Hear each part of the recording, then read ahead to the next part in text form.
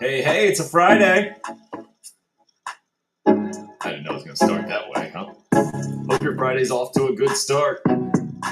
We're going to have some fun today for sure. Late last night, man, watching some baseball. Whew, pretty nuts.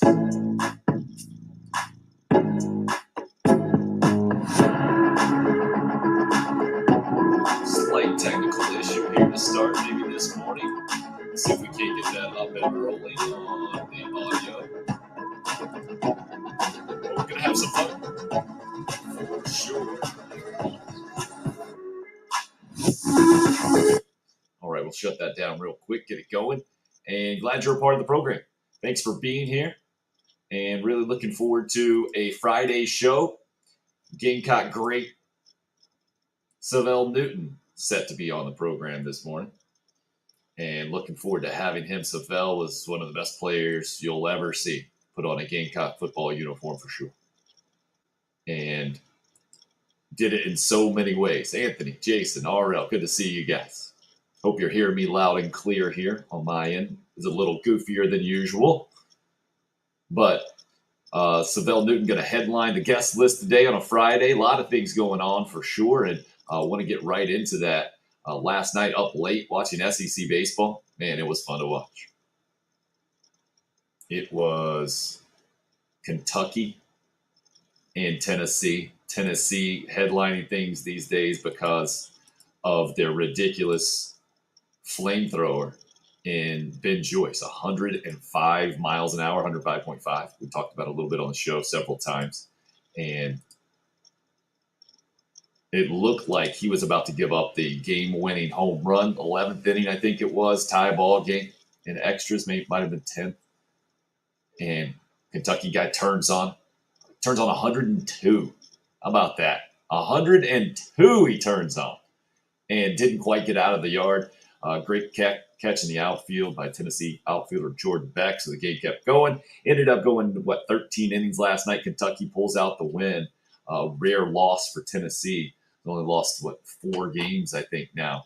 Maybe that was just 3. 19-2? Let me double check because I say that out loud. It's ridiculous. Yeah, 19-2 in SEC play going into last night. And then Kentucky gets the big win. So, interesting series there. Going to be a huge series for Gamecock baseball at Texas A&M. Get you some graphics up and rolling on that one. Carolina at Texas A&M this weekend. Then they'll host Kentucky next weekend at Florida to finish. 9 games left in SEC play, sitting at 9-12 right now. 23-20, I think, overall. We can get some more stats rolling there on the ticker. 7:30 tonight, SEC Network Plus, where you can watch that thing. Noah Hall on the mound for Carolina. Actually, Noah Hall on the mound on Saturday for Carolina in that one. He is co-pitcher of the week along with tonight's Texas A&M starter, Nathan Detmer. Brett Thomas gets the start for the Gamecocks. And speaking of the Gamecocks, Gamecock baseball especially, we already got a visitor in on the show this morning, and we'll see what happens here. Oh, we got the great Trey Dyson along with an esteemed guest from North Greenville at their conference tournament. Oh, no, we're in the hotel room now. What's going on? Hey, am I live? You're live, sir. Timothy, it's an honor and a privilege once again to be on the unrestricted free agents. We are in the first kid you were looking at, Pat Monteith. He was the freshman of the year last year in the conference. This year he's a sophomore, so it's hard to win that same award again. But Crusaders, North Greenville Crusaders last night on the back of Ethan Stringer, who made a good appearance in the first episode of the show. The kid had a great game, and we're attributing that to the appearance on the show. Excellent. I heard he was going a red, white, and blue USA flag sleeve in honor of Cinco de Mayo yesterday. Makes perfect sense. And it ended up hitting the home run. He did. And, we got a video of the home run celebration, which I do want to give to you for your use. no charging or licensing or anything. Wow. But it was just a great game for him, and I'm dead serious when I say that the UFAs had a big part in that. Oh, unrestricted free agent team of the week, North Greenville University baseball, maybe our just official team to sponsor here. You guys beat King University, and now who are you playing today? We play Belmont Abbey. They're a team from Charlotte, the Charlotte area. Yeah, I think you're familiar with them, aren't you? Absolutely, being a Catholic university. Yes, That's sir. right. That's right. Very, very good team. They're ranked the way that the regionals work in Division II. 7 teams will make a regional for the Southeast region, and right now we're number 1, and they're ranked like number 6. But at this point of the year, anything can happen, so the rankings don't really mean a lot. So they're a really good team. Is there anything better than postseason baseball, Trey? No, I know. That's what I keep trying to tell these kids is like, look, anyone can be a hero on any given day. If you were awful during the regular season, you can make a name for yourself in the postseason. And, hopefully Ethan Stringer, like I said, I mean, the kid's an electric player when he hits, but he did not have that good of a year. But since he made that appearance Monday, things have been a little different for him. So hopefully more and more kids can step up and do the same thing. Fantastic. Tennessee last night in baseball going against Kentucky. I'm guessing you didn't stay up late and see that one, but Ben Joyce, the big flamethrower there, almost gave up a game-winning home run to Kentucky. Kentucky ends up pulling that thing out, so Tennessee just losing their 3rd game in conference play all season long. But the big baseball headline, Trey, was the Philadelphia Phillies up 7-1 against the New York Mets last night in the 9th inning, and they blow that thing. How do you now, as a coach, try to ingrain the importance of finishing out games? You just point to that one. Is that a great example for coaches just to use as a carrot? You know what we're using this year for situations like that, because the big inning has been something that the Crusaders have struggled with over the past couple of years, and we go back to Happy Gilmore, Chubbs Peterson. And whenever things start to roll down the wrong direction, it's all about easing the tension, using the hips. And if you remember, I think Kevin Nealon had a great line in there when he was trying to help out Happy Gilmore during the Waterbury Open. It was do the bull dance or something about the merry-go-round. It's circular, doing the bull dance. So we're just trying to ease the tension in those situations. Obviously, the Phillies did not do a good job of that last night. Harness the good. Yeah, it's exactly. It's circular. It's circular. So I mean, it's kind of silly, but the baseball is so weird that you got to play loose. You got to have fun, and at the end of the day, you look around, you watch all these guys being so serious and treating it like it's like a job. Which it kind of is a job, but at the end of the day, why do we play? We play for fun. And so many good things can happen through baseball, throughout your life, the life lessons you can learn and stuff like that. But at the end of the day, we play the game for fun. I remember you talking about this on your show the other week about the home run, the Aaron Judge home run. And you were talking about him giving the ball to the little kid. And, that's what we do it for. And at least for me, I think I do a pretty good job of remembering that on a daily basis. And so one of the lines I've been using this year is I'm trying to make Abner Doubleday proud on a daily basis. And, do I fall short sometimes? Yes. But overall, I feel like I do a pretty good job. Brilliant. Love it. The inventor of baseball. You're trying to manage all. See, this is there we go. Head coach Landon Powell joining Trey Dyson on the program there. This is guerrilla internet media on you there, Landon. Good to see you, man. How are you? I'm good. Just walking around. I'm walking down the hallway here, and I heard Coach Dyson talking about Abner Doubleday. So I had to poke my head in and see what that was about. Who do you have to manage more, your assistant coaches or your players? Just Trey. He's a beauty, isn't he? He's a beaut for sure. We were just talking about the importance of staying loose. And that's the tricky part of baseball, right? Staying loose and yet still being focused. Trey keeps it very loose. He eases the tension like in Happy Gilmore, right? Yeah, Ease the tension, baby. I was just telling them about that. Yeah, well, he says it every day. He's got you ingrained on that thing. So who was the opposite? Were you the opposite personality-wise? You were not super serious guy. You remember back in your Carolina days? Back to some playing days? I like to have fun. I think that's why it was a good fit for Trey coming here, is because we were already kind of that way. We like to have fun. We keep it loose. Now, somebody has to be the serious one at sometimes, and the disciplinarian and those kind of things, and I guess that falls on my shoulders. I don't enjoy that role, but it's something you have to do. No doubt, man. Was there anybody else that you guys had to really get to lighten up back in the day in the Gamecock dugout that you remember? Every day. Yeah, like all of them.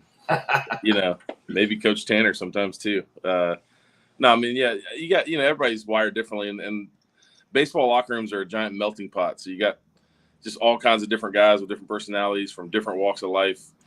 So that's what I love about it.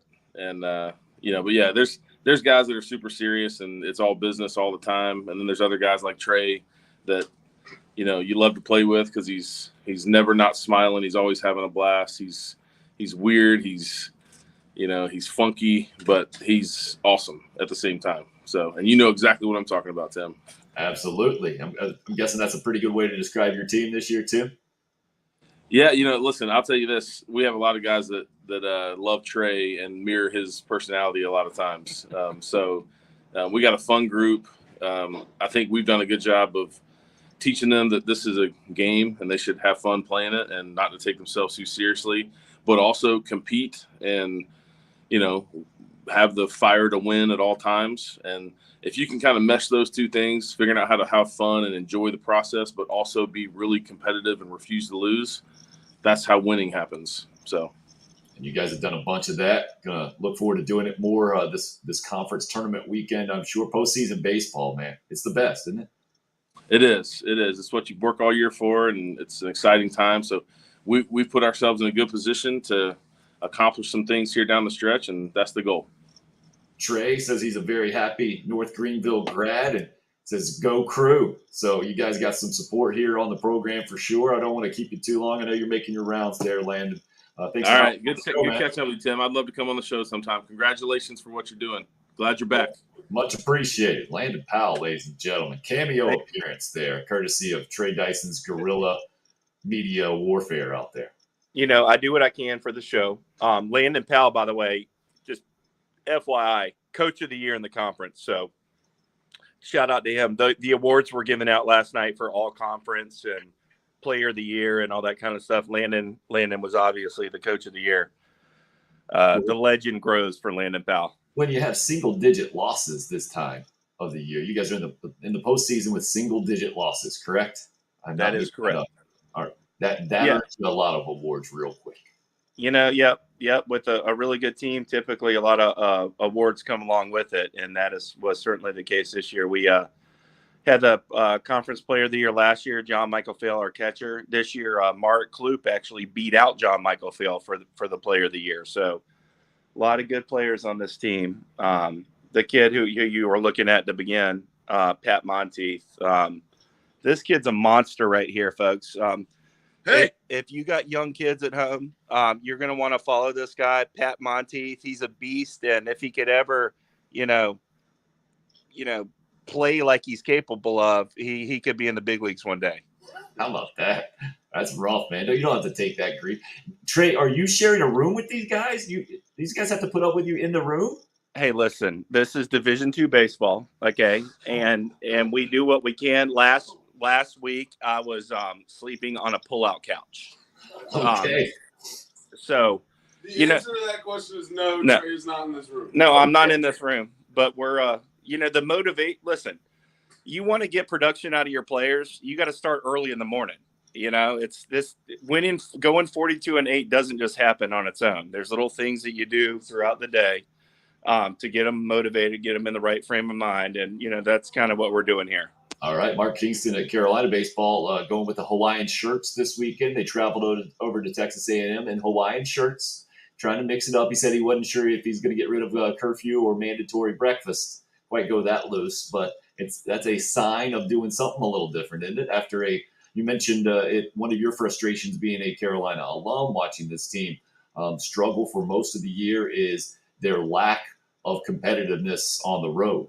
And that's what one of the things he's trying to do to try to switch that up. Like we say, it all goes back to Happy Gilmore, Chubbs Peterson at the end of the day. He's trying to ease the tension. That's a good move. And what Landon was talking about with being the disciplinarian, there's different roles that different coaches have to play throughout a team. I remember back when I was playing, Stuart Lake was the volunteer assistant, and he would be the guy that would, that you could go talk to. He's and complain, and you could complain to him about Coach Tanner. I'm kind of the guy that the kids come up to and they, tell me their beef with Landon and stuff. Like they feel comfortable talking to me. So different coaches have different roles, and if you are too loose, or it's kind of a fine line. You want to be fun, you want to be having fun, but at the same time, you don't want to give them a green light to be the Wild Wild West, if you will. So it's a constant give and take. And reconnected. All right, we got reconnected. No problem there. You're good. I was just testing your professionalism there, Trey. I think you passed. Okay. Yeah. How was the I watched the other show and I was kind of going in and out a little bit. Is it looking okay today? Besides the big face in the picture. Excellent connectivity, sir. Excellent connectivity. Okay. One of your best attributes, I think, your ability to connect. Okay. Well, thank you, Tim. Let me tell the viewers, let's at least I know that we're Carolina fans, most of us here, but let's at least pull for the North Greenville Crusaders. It takes a village, and we need the UFAs to be on board for support. Today, we play at 3:00 against Belmont Abbey, so we need support, and we will certainly keep you updated, Tim. Excellent, sir. Trey, the North Greenville grad, says Pat should get to choose your beard for the Division II playoffs after you guys win the conference tournament. Is that fair? Yeah, that I'll do that. Yeah, I mean, I'm all for it. I'm all for gaining support. So if Trey wants some little beard action or whatever, I'm all for it. There you go. Trey Dyson, the great Trey Dyson in North Greenville University, from the hotel before today's 3 p.m. Carolina Conference. What do we got? Is it, we the quarterfinals now? Are you in the semis? Where are you guys at? Is this thing a round robin? How are they doing that sucker? Quarterfinals. There you go. Go Crusaders, Jason says. Trey, thanks for the update, man. As always, and good luck to now the adopted team on the program. Thank you, Timothy. Have a great show. Thanks to all the supporters, and go Crusaders. Trey Dyson, former Gamecock. Love that guy. And to me, he embodies what sports are supposed to be about. I loved how he said the other week he was listening on the show during the first week of the show, but talking about the Aaron Judge home run and the guy that stands there for Toronto giving the kid the ball. He understands it is a game. You have to treat it as a game, especially youth coaches these days, man, that come in and are so hard line and the whole thing. That being a dad and a father of a 9 and 7-year-old and trying to have them appreciate the game in the right way. It can be a difficult thing. And then I understand, man, when you get to college, you get to professional ranks, it's a totally different deal, right? It's your job. It is how you've gotten a scholarship or gotten to the next level, the whole thing. But ultimately it comes down. And that's what we were talking about with G.A. Mangus earlier this week. How Steve Spurrier was so good at making really complicated things or really difficult things simple, breaking it down. And that's what you got to do with baseball, especially. Hey, man, have fun. It's a ball. You got a bat. Go hit it. There are a lot of different things to go with it. But, yeah, Aaron Judge last night, Trey points out with a couple of his buddies watching a little hockey. They get the camera right in front of them on the Jumbotron, and then, boom, they all chug their beers. The beer chug. The perfect Jumbotron moment for guys who play in 1/3 of a real ballpark. How about that? Jason, great to see you. Old Critter Ritter. Look at that. That's a young Critter Ritter, too. Enjoying the show. TYD was Trey Dyson's old nickname on previous radio show back in the day, the old Matt and Tim show. Flashbacks to the mid-2000s for Jason. Big old fat barnyard boys. Back at you for sure. So we start with Gamecock baseball, and that's kind of how we come to the show. If you're new to the show at all, listening to this thing for the first time, or still evolving in the show like we all are, we start with the most important things in the state of South Carolina, and we'll go from there.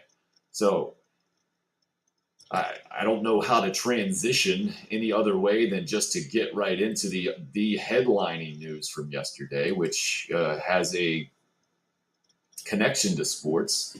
This thing is just, I don't even know how to wrap my brain around it. Dabo Swinney's brother, Henry Swinney, arrested.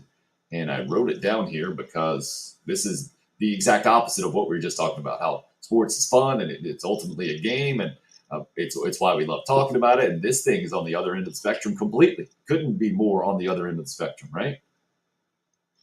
Henry Swinney arrested and charged with 1 count of second-degree sexual exploitation of a minor, felony charge up to 10 years in prison. The statement from the Attorney General of the state of South Carolina says he distributed child sexual abuse material. I just don't know what to say about that, other than it makes me shake my head and feel bad for everyone involved, obviously, and what an absolute mess. I saw our buddy Jimmy D had forwarded me that news on Twitter, and I didn't see the Swinney name attached to it at first. I'm like, why is he sending this? Why would I ever want to talk about this on the show? It sounds awful in so many ways, and trying to have some fun, especially on a Friday and the whole thing. And then see if Dabo Swinney's brother connected to that. Man. I'm guessing we won't hear anything from Dabo about this other than respect the family matter or something to that degree. And we all have family issues. Let's start by that, I guess is the best way to get into that. I think it's ridiculous to bring a sports rivalry kind of into that and take any kind of joy in other people's family issues. And especially this thing where it's about the worst of the worst. Yeah, and York says this Gamecock is sad that Dabo will pay for the sins of his brothers. Well, I don't know if he's going to pay for it, but it certainly it does him no good, no doubt about that. So I encourage you to encourage others who might take any kind of, I don't know, delight or, to mess with your rival is what sports is all about in a lot of ways, right? That's what makes sports great. The rivalry, the competitiveness. You want to win. The other team wants to win. Ultimately. And that makes you not like them in a lot of ways. But this thing crosses that line so much in so many ways. In New York, yeah, I get what you're saying. You mean the Twitter idiots. Got it.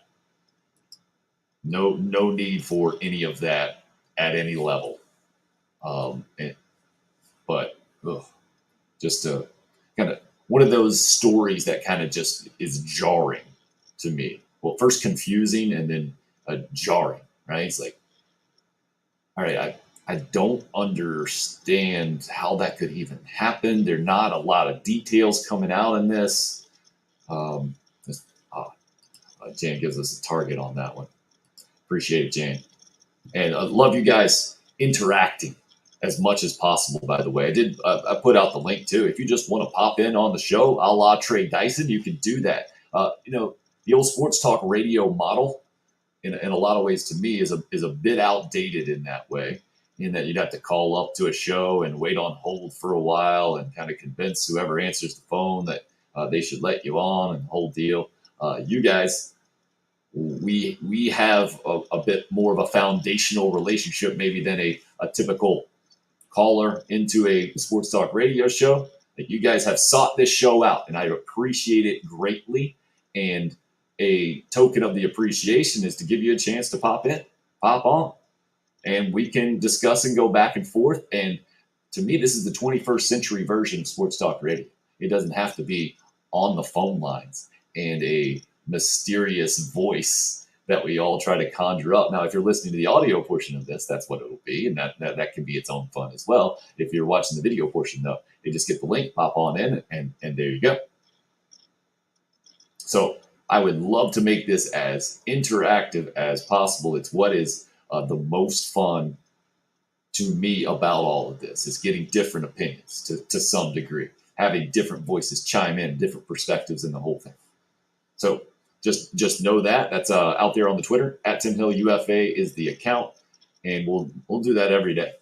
Let you guys have the opportunity to pop in and mix it up in your own ways, and then I see this kind of as a collective effort, right? I know my name's on the show. It's unrestricted free agent, but part of that unrestricted part and the free part is to make this whatever we end up making. I am really encouraged and optimistic after what this is show number 5 about what we've started here and what this thing can become. RL. Our job is to spread the word about people and things we enjoy. So sharing the UFA YouTube link is very easy for me. Great. Awesome, RL. Much appreciated, man. And my job then is to kind of keep this thing moving, maybe point out a few different things, and have some fun mixing up the perspectives and getting after it. So Trey's all about Talasia Cooper here, recognized with a resolution at the State House yesterday. 5-star athlete would be underselling her. All right. Thanks for the heads up on that, Trey.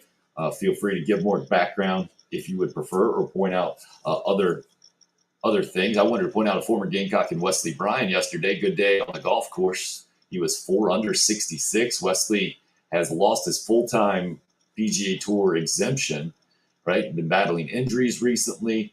Great start to the first round of the Wells Fargo up outside of the D.C. area, and won over at last check through a few holes this morning, down to like 25th, I think.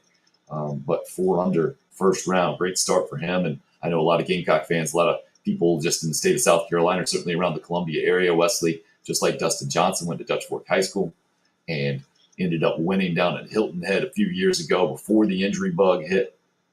Yeah, Ricky Fowler finally played a good round, Craig says. Looks like Joel Damon trying to run away with this thing today, 9 under at last check with a few shots ahead of the field. But that is, it's awfully early on a Friday. What really headlined everything yesterday from the golf perspective was Sergio Garcia having an issue finding his ball.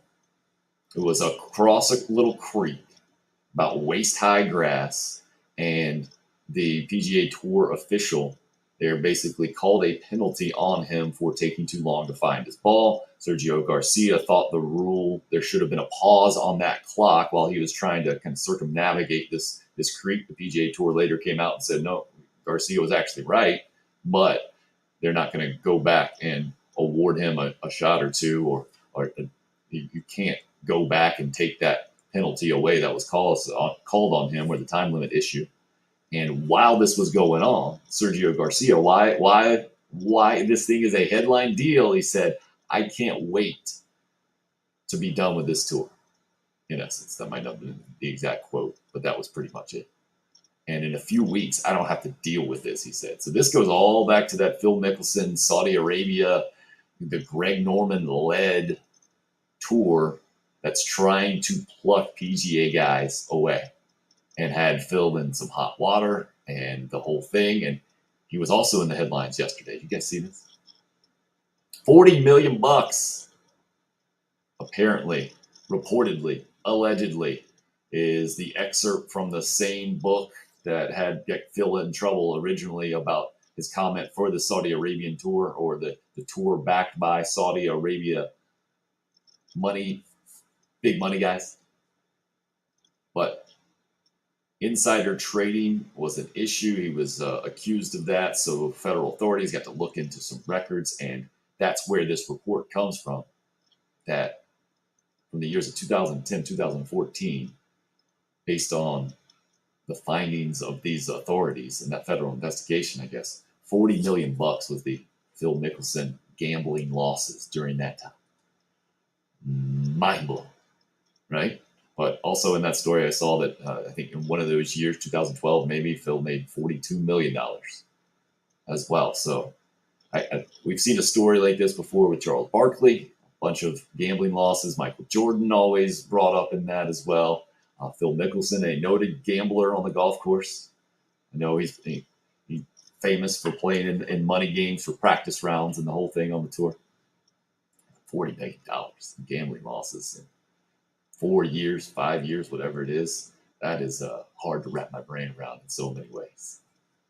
Other headlines from yesterday, from the Gamecock perspective, former Gamecock basketball standout Jermaine Kusnar transferring over to Oregon. So he knew he's going to transfer, was in the portal. One of, 8 guys, I think, or I think the number is 8 who went in the transfer portal after Frank Martin moved on. Jermaine Kusnar, it's hard for me to categorize his Gamecock career. Maybe it exemplifies kind of what Gamecock basketball has been the last several years. At times, Kusnar really, really good. I saw the video he put out yesterday on social media with he and his mom. I think they'd gone on a visit, done a photo shoot up at Oregon, and some highlights from his time at Carolina, the buzzer beater to win against Kentucky, scoring 33 against LSU. Certainly the highlights. There were a lot of head scratchers, though, sometimes. I mean, relatively often. And I think that has been Gamecock basketball, was Gamecock basketball a lot in the Frank Martin era. Really, really good one game. Really, really not so good the next game. Obviously wishing Kusnar a bunch of luck. I remember saying how talented he is. I don't know what kind of limits he has, if he has any kind of limits in his game. If he can play point guard at Oregon and move on to the next level at that point guard, then I think he's got a chance. But underwhelming is the word that Trey uses, I guess. It's certainly at times underwhelming. Inconsistent is probably the best word, right? I think inconsistent might be the best word to describe Jermaine Kusnar's career at Carolina. And frustrating, probably the best way to put that, because the physical skills are certainly there, can shoot the ball strong, can pass the ball, can get in the lane and be effective and defend and the whole thing. But Craig, I guess this year, I think specifically, he and Keyshawn Bryant, big disappointments. I think that's fair.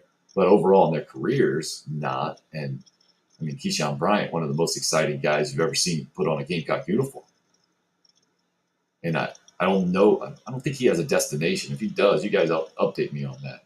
But Keyshawn Bryant also in the transfer portal at last check originally had declared wanted to go pro. And then I think pulled that back and has decided just to go to the transfer portal. I haven't seen a destination for him. And I think that's the ultimate frustration from the Gamecock perspective. Just felt like they were so close to being great. It just didn't turn out to be that way. So 11 o'clock this morning, just got an update from Syvelle Newton when he's going to join us on the program.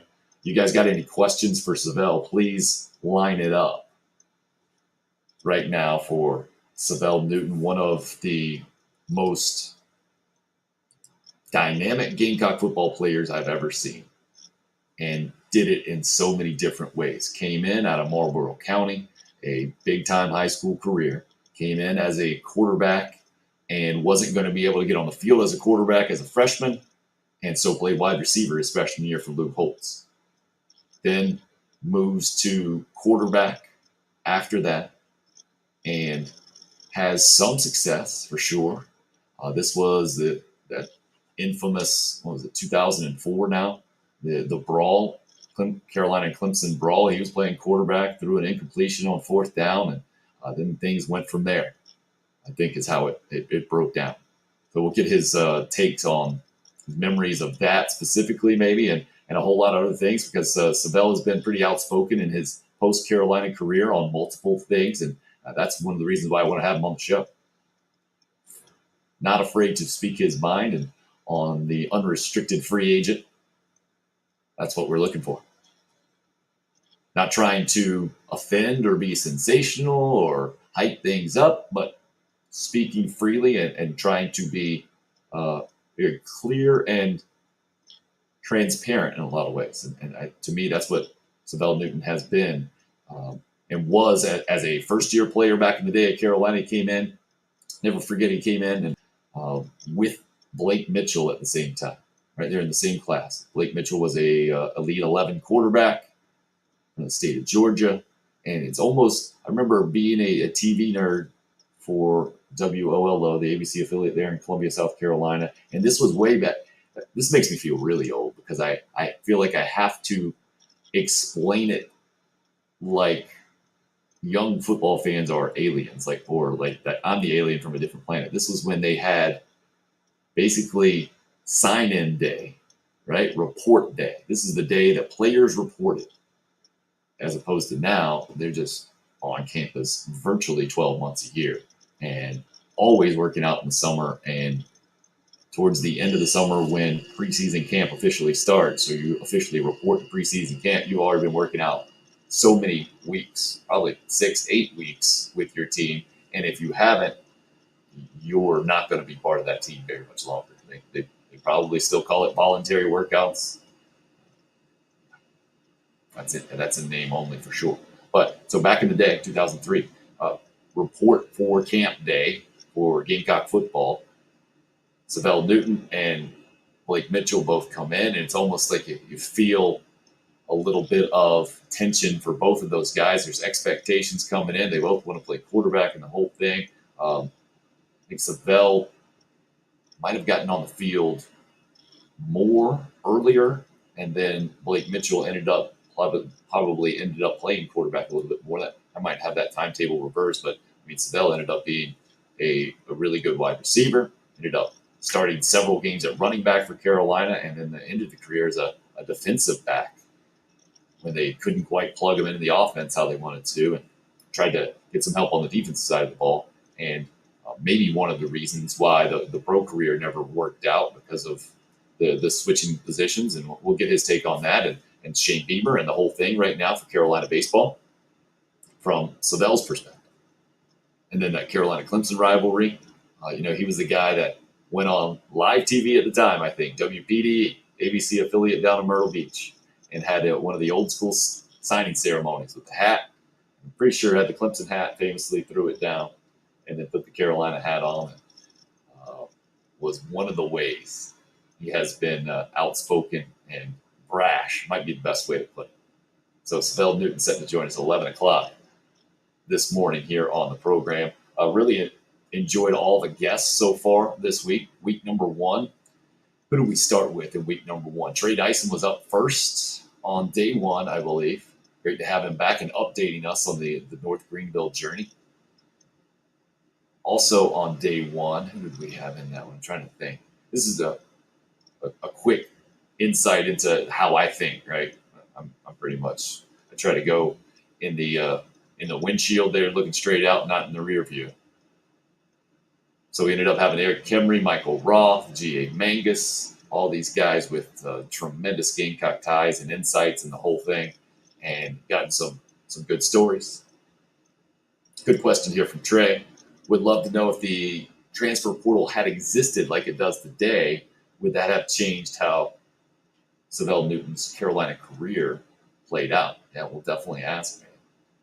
Because the portal has changed everything. And now name, image, and likeness. And I guess we should get back on that. And if you guys feel like I harp on this too much, I get it.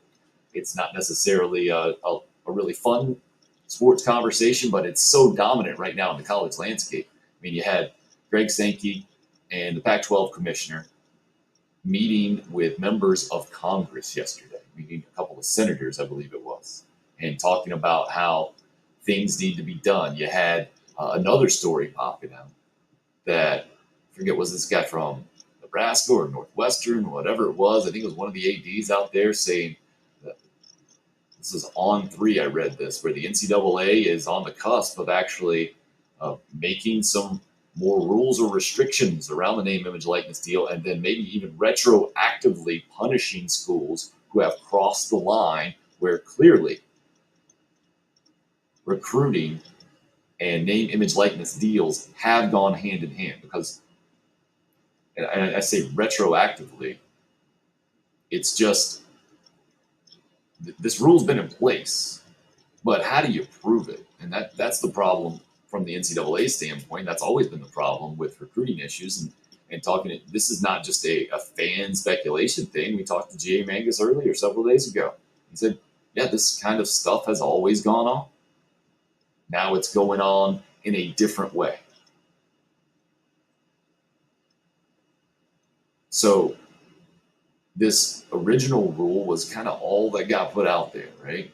That there were no true restrictions other than to say you can't have a pay-for-play situation. A school can't technically say, hey, if you come sign with us, then you're going to get this name, image, likeness deal. But then the Athletic goes reports, there's an $8 million deal exactly like that in the works out there for a player. It's just under the table, or it's just one of those wink winks, right? No, you don't have to come here to get that deal, but we all know that the person that's writing the check is associated with a certain school, so that's how it is. Yeah, Craig, I'm with you. We get Brad Lawing in the program. Well, absolutely. I'll reach out to him, and yeah, I've heard some of his stories. They're fantastic. The one that sticks out to me, recruiting Marcus Lattimore, and says sitting in the parking lot. We couldn't go see him into school, but he could come out and talk to us. So it was like a couple of coaches just lined up in the Burns High School parking lot back in the day. Pretty sure that was a Marcus Lattimore story. Don't want to get those confused with J.D. Clowney stories or the whole thing. Yeah, and all these states have passed laws, right? States have passed laws. And the NCAA being reactionary to what the NIL landscape is. Yeah, because the NCAA had the chance to set a national standard, right? To say, hey, these are the guidelines. And then you have, Georgia, the state of Georgia passed some weird law where the school can get up to like 80% of the NIL deal or the whole thing. It's odd. I think what really needs to happen, after thinking about this a little bit more, since we've had a few conversations, is there needs to be a stricter definition of name, image, and likeness possible. It needs to be a clearer definition, I guess.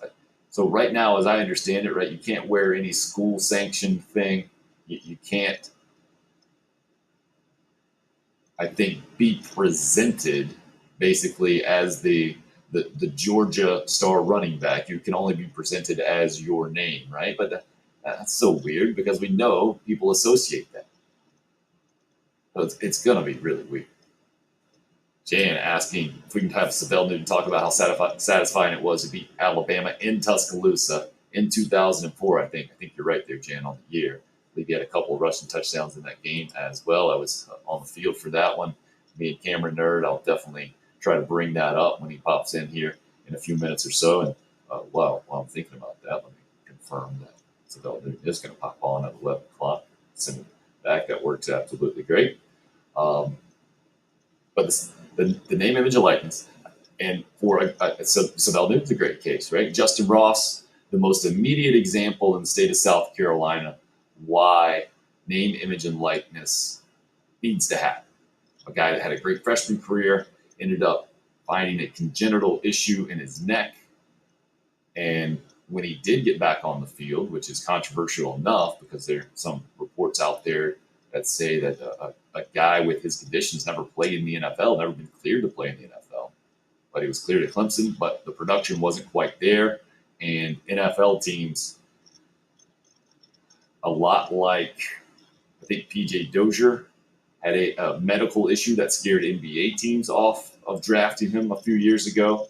NFL teams not willing to invest anything in Justin Ross, and instead of cashing in on what would have been clearly an $8 million. He was on the path to an $8 million deal, right? It was going to be, not an $8 million deal, an 8-figure deal. $10 million plus is where Justin Ross was heading after a pretty dominant freshman season where he had better stats than all 6 of the guys taken in the first round of the NFL draft this year, all 6 of the wide receivers, his fellow wide receivers. He was better than those guys a couple of years ago. And this is not one of the cases of peaking early and clearly falling off for any kind of nefarious reasons. This is the injury situation for Justin Ross. But had he been able to cash in on the name, image, likeness at that point, we all assumed that he would have made a bunch more money than he has ended up making with, I think, a couple of smaller NIL deals later in his career, just this past year when it was available. But when he could have been one of the faces of college football after winning the national championship as a freshman, that's the prime recent example.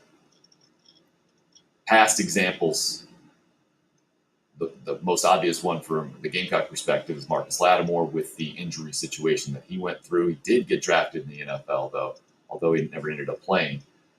But a guy like Syvelle Newton, who played so many different roles, such a kind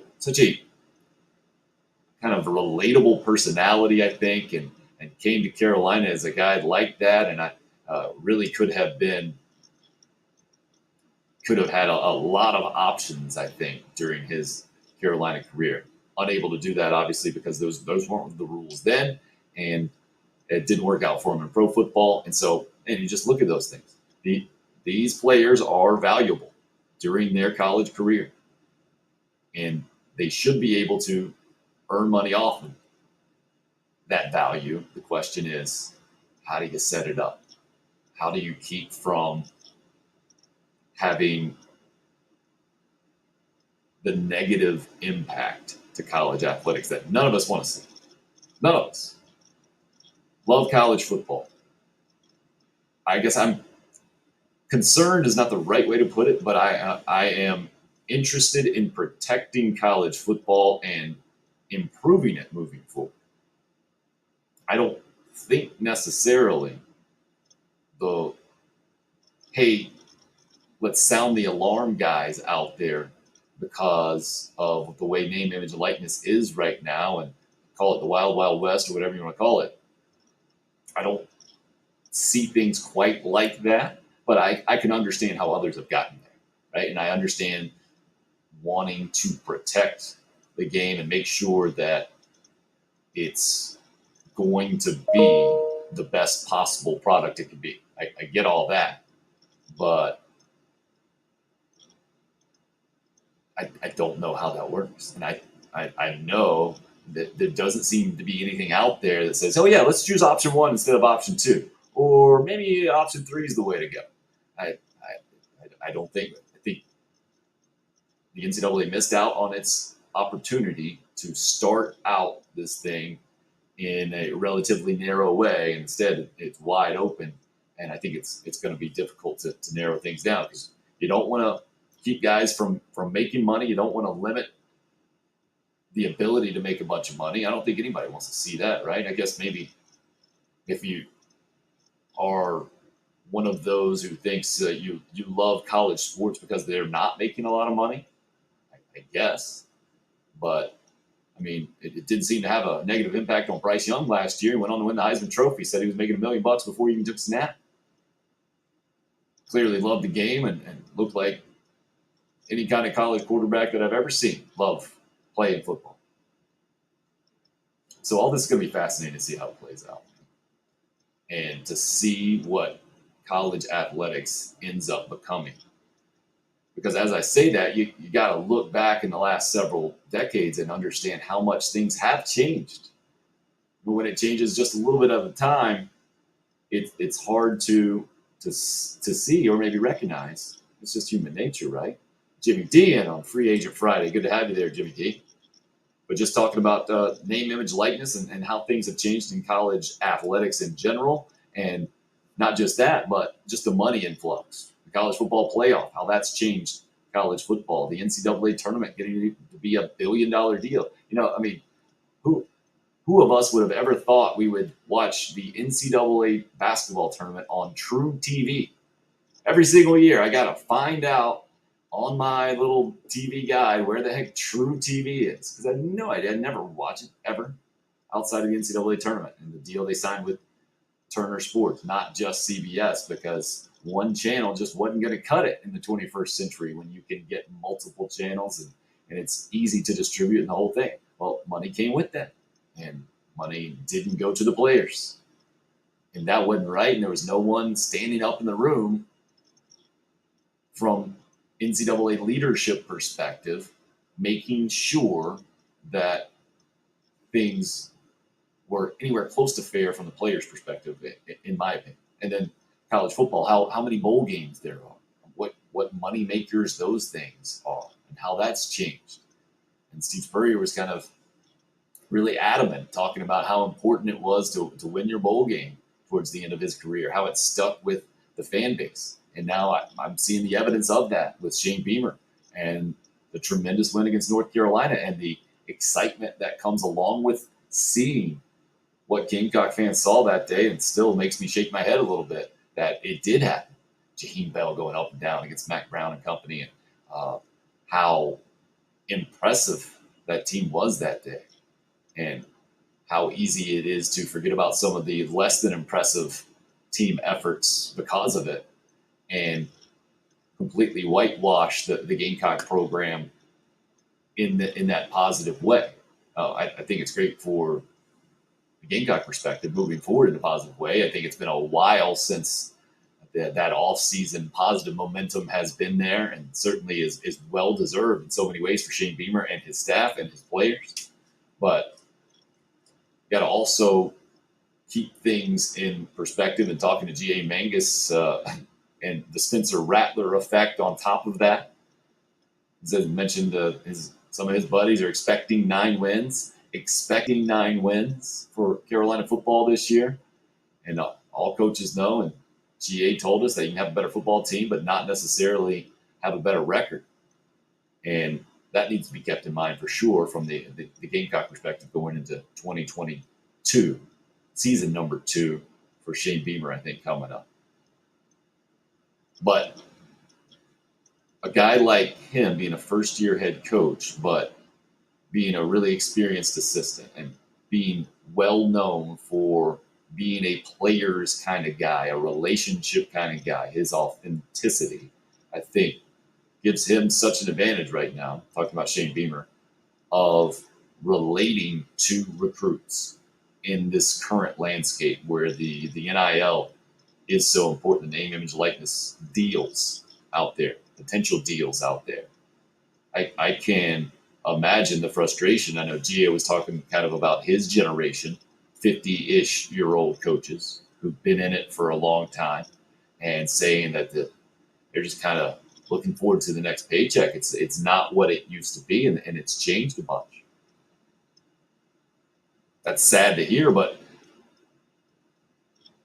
I guess it happens in a lot of different professions in cycles, right? When things evolve and new pieces of the puzzle get added, if you're not used to those pieces or you don't like them, either you adjust and move forward and learn how to implement them. And I guess if we're going to keep the metaphor going, learn how to fit that piece in there, or you do something else.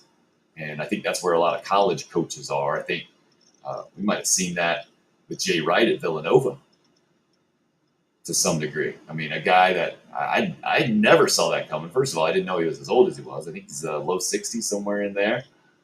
He's been doing it for a long time for sure. And there are just those mindsets. Eddie Fogler was that guy. Ray Tanner is that guy, just saying that, not going to coach past a certain age and have other things in mind, or another idea, another path in their lives in mind, instead of just coaching as long as they possibly can. I can respect that for sure. I'm of the mindset that maybe traditional way of thinking about life, that you get a job and you work from 22 to 55 or 22 to 65 these days, and you're doing it all and you're counting it down to retirement. Well, that doesn't seem like the way to go. The Monday through Friday grind, and you're just trying to get to that Friday for the weekend. Well, the math doesn't make sense to me. 5 days during the week, only 2 days on the weekend. We should try to embrace all of it. Ideally, the key is to figure out how, right? And that's why I'm here with you guys today, and really appreciate you joining in. Jimmy D, this looks like a pessimistic take. It's all about the money. NCAA has a terrible business model when it comes to taking care of players. The NIL should be available to all NCAA sports and players, regardless of star power. Well, it is. Name, image, likeness is available to all sports right now, Jimmy. And I completely agree about the terrible business model, taking care of players, because you get coaches all the time talking about being all about the student athlete experience. I think that's the exact line I'm stealing from Lamont Paris. And I don't mean to criticize him specifically. I'm just saying that's the head coach recruiting pitch, right? Going to take your son, you go in the living room, you talk to the parents, going to take your son or daughter and turn them in from a kid into an adult. And it's going to be all about how we can help them develop both athletically, academically, socially, all of those things. And where it has been so disingenuous from the NCAA standpoint is the amateurism talk, right? When coaches consistently, I think forever, have demanded such time and dedication. I mean, the sport really demands it, right? I mean, just the setup of competition demands that. If you're going to be the best, well, then you've got to work at it the hardest most of the time. Or you certainly have to sacrifice and dedicate and put in so much blood, sweat, and tears. And when those blood, sweat, and tears turn into a very attractive product for fans to buy tickets to, and the people who are putting in the blood, sweat, and tears aren't getting a percentage of that money, and that has never made sense to me, ever. And so I'm with you on the business model. I mean, from the NCAA standpoint, it's a great business model, right? You basically have volunteer employees. You got volunteers. You don't have to pay them. The student athlete designation, and that's part of what this most recent talk with Greg Sankey, Pac-12 commissioner up in DC, has been about, coming up with some kind of legislation to keep athletes from being designated as employees and still allowing the name, image, and likeness thing. Good luck making that happen, man. You talk about threading the needle. That's going to be quite the trick. And I am encouraged with where we're at in the 21st century and the availability for all these athletes, the access that we have to them via social media, that the NCAA in 2022 is much less likely to pull off some shady stuff than they've ever been. Doesn't mean they won't do it. Doesn't mean it's impossible for sure. But I think we're able to expose any kind of nefarious kind of stuff like that, or any unfairness in a lot of ways. But the most recent thing I was reading yesterday was about a student, not a student athlete, but a student who's been basically kicked out of school for not getting a booster shot after she was already vaccinated and the whole thing. And obviously that's a little bit more personally of interest to me in my situation, but just kind of the outrage is certainly on the student side after her doctor writes a note, says, no, this is not going to be good for her. You can't force her to take this. And they're like, all right, you got to go. Brian, weighing in, probably a dumb question. Never, no such thing, Brian. Great logo there, big time. Don't pro athletes have name, image, and likeness and are employees? Absolutely. They totally are. I mean, that's been part of the appeal of turning pro, right? You can make money, sign a deal, and you're certainly an employee of the organization. One thing you got to do there is pay taxes, right? And student athletes have never had to pay taxes because they technically haven't been employees, but they haven't had anything to pay taxes on except for tuition or cost of attendance has been the more recent thing. And what we talked about a little bit earlier this week as well with G.A. Mangus. But name, image, likeness is one part of it, right? But there are no limitations on that by and large. You can certainly take a picture in your uniform or cash in, and that's where these leagues also have deals with specific companies and the whole thing. So from the college perspective right now, messy, I think is how we put it. I'm trying to stay away from it's an absolute mess, and I don't want to go down the pessimistic route. I'm still optimistic that this is a good thing for players and their families, that they can earn some money, that they clearly are worth now. And I'm hopeful that the people in charge of college athletics can figure out a way. And John Combs on with us yesterday mentioned that I like to think there are a lot of smart people in there and they can come up with some stuff. It's just, it's easy to say from the outside looking in, but it hasn't happened yet. But it looks like it might be on the path to happening real quick. That report yesterday from On3 that I was reading saying that there's going to be NCAA violations or I guess enforcement, it sounded like from what I read, about issues that have already popped up about some schools crossing the line with recruiting and name, image, likeness and the whole thing. Yeah, Craig. And if you guys saw the title of the Wednesday show with G.A. Mangus, Cut the Gummy in Half, Cut That Gummy in Half, it's fantastic. Craig says, if you think NIL is going away, you better cut that gummy in half. Best phrase in week number 1 that's come out of this program here from G.A. Mangus. He gets credit for that for sure. Maybe we'll have to work out an NIL deal for him and the merch on that. We'll see how it goes. So glad you guys are part of the program. Craig just was wanting to use that saying exactly. You're just joining the show. Wanted to reset right here off the top of the 11 o'clock hour. Syvelle Newton set to join us here shortly. Former Gamecock football standout. Gamecock baseball at Texas A&M this weekend. Oh, we can get all kinds of details going on the ticker if you're checking out the video portion of the program. Just giving you the details of game times, where to watch it. There's 7:30 tonight, 3 p.m. Saturday, 2 p.m. on Sunday. All those games airing on the SEC network. Plus Carolina 9-12 in the SEC. Texas A&M the flip of that at 12-9. 3 series left total for the Gamecocks. 9 conference games left.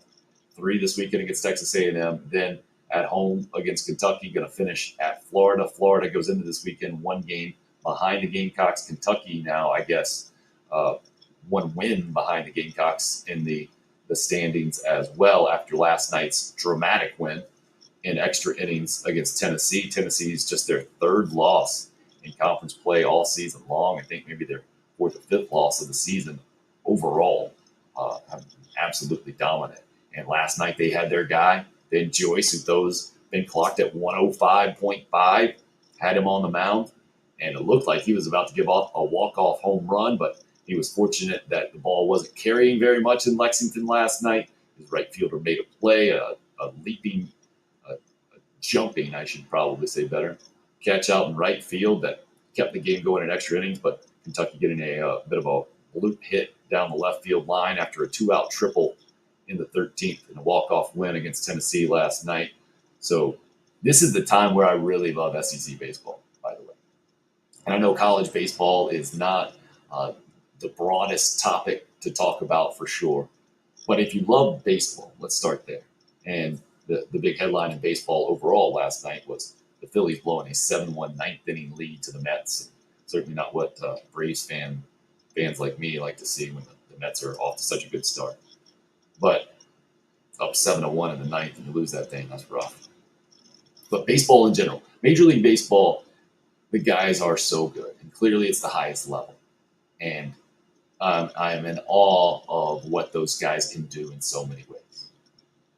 But take it down one level in my mind is college baseball. Because the minor leagues, it's a developmental thing. And former Gamecock Whit Merrifield, I think, said it best when he finally got called up from the minors to the Kansas City Royals. He said, I'm just so thankful that the importance now, the whole point of playing is to win the game. Because that's not necessarily the case in the minor leagues, and especially if you ever gone to a minor league game, you probably can't tell us who won the game, or that's certainly not at the top of your mind. It's all about what's going on in between the innings. How are the food and drinks? What are the attractions for the kids? Maybe at least for me right now. I remember we had the bounce house, and they're hitting a baseball last time I went down in Myrtle Beach last season. And the Fireflies have great amenities and the whole thing, and a great park in Columbia. But so that's why I go in my head from Major League Baseball to college baseball, and the way that college baseball has improved so much, the quality has improved so much in the last several decades. Guys like Ray Tanner have been able to convince big-time prospects. Let's throw a few names out there: Justin Smoke, Reese Havens back in the day, Drew Meyer back in the day was an eventual first-round pick, but he had Tommy Lasorda trying to get him to go pro out of high school, and he ended up choosing South Carolina as an example. But college baseball is that much more fun because you have kind of what Trey Dyson showed us a little bit earlier on the show. You got 18 to 22-year-old guys on road trips, and this time of year might be done with school in a lot of ways. You got the Gamecocks wearing Hawaiian shirts out to Texas A&M. You got more of the team aspect and almost more of the fun aspect of it than you get in pro ball, for sure, than you get in minor league baseball. Minor league baseball is fun. The Savannah Bananas are doing it right. If you guys haven't followed them or don't know anything about the Savannah Bananas, I retweet them, I feel like, way too much here recently on Twitter, just because they have awesome stuff going on, man. They call a guy out in the game, and I guess you could probably, if I'm saying, who are the Savannah Bananas? They're not a typical minor league team. They're probably the Harlem Globetrotters of baseball, right? And they had a guy the other night, they hit a foul ball in the stands. The guy caught it in the stands, so they called the batter out. Stuff like that is fantastic. Absolutely love it. Speaking of absolutely loving it and fantastic, we got our guest here in on the show, Syvelle Newton, former Gamecock football star. Man, really appreciate you hopping on, Syvelle. Yeah, man, feels great, man.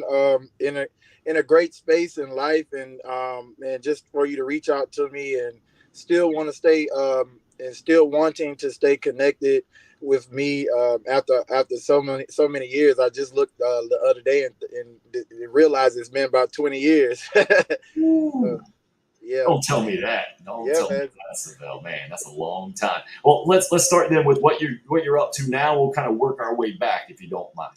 Oh, that's good, man. Right now, I'm still in Columbia, in the Columbia area.